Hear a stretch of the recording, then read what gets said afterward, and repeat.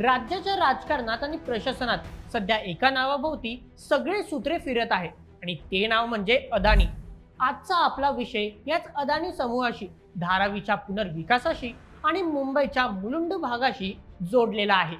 14 August 2026 रोजी मुंबई महानगरपालिकेच्या सुधार समितीत एक असा निर्णय घेण्यात आला ज्याने मोठा राजकीय राडा उभा केला आहे.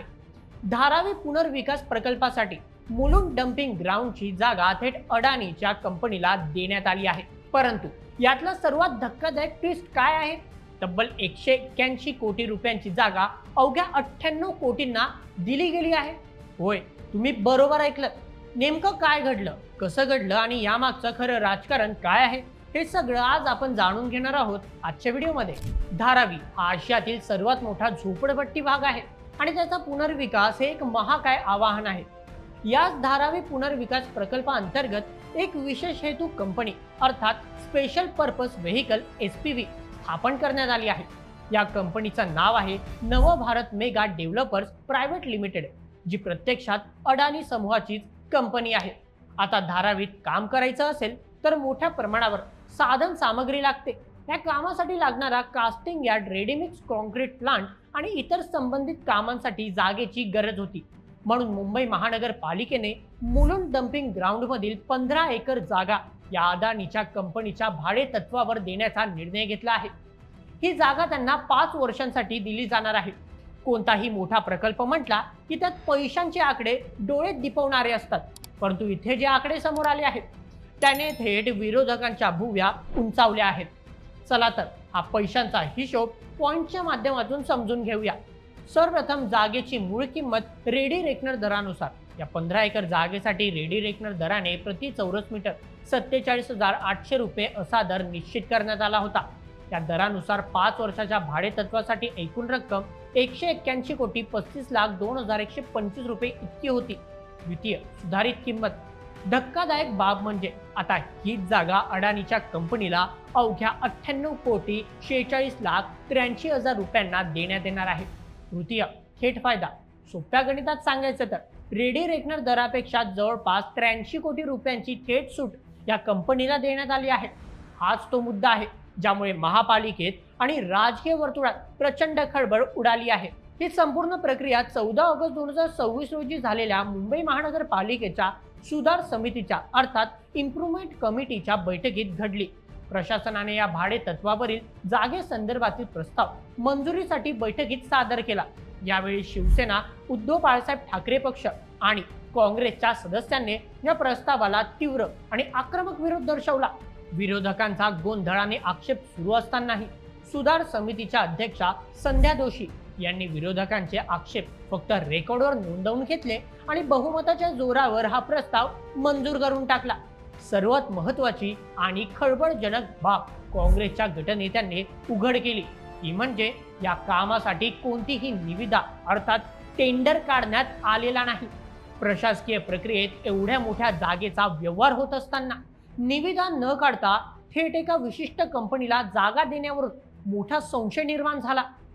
आता सत्ताधारी आणि प्रशासनाची बाजू काय आहे? त्यांना ही जागा अडानींना का द्यायची आहे? धारावी पुनर्विकास प्रकल्प हा फक्त तिथे राहणाऱ्या लोकांपुरता मर्यादित नाही. या प्रकल्पानुसार पात्र रहिवाशांसाठी मोफत घरे बांधून दिली जाणार आहेत. परंतु जे रहिवासी अपात्र ठरतील अर्थात ज्यांची संख्या सुमारे 3.5 ते 4 लाखांच्या घरात आहे त्यांच्यासाठी परवडणारी भाडे तत्वावरील घरे अर्थात रेंटल हाऊसिंग बांधण्याची मोठी जबाबदारी या कंपनीवर आहे. या महाकाय कामासाठी मोठ्या मशिनरी, सिमेंट कॉन्क्रीट मिक्स करण्यासाठी मोठे प्लांट आणि कास्टिंग यार्डची गरज आहे. धारावीत स्वतः जागेची मोठी कमतरता असल्यामुळे तिथे असे प्लांट उभे करणे शक्य नाही.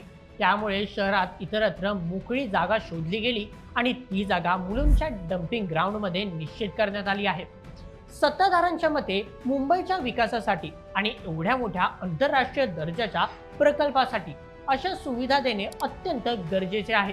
या मुद्द्यावरून 14 ऑगस्ट 2026 रोजी सुधार समितीत जो राजकीय राडा झाला त्यातील प्रत्येकाची भूमिका समजून घेणे फार महत्त्वाचे आहे.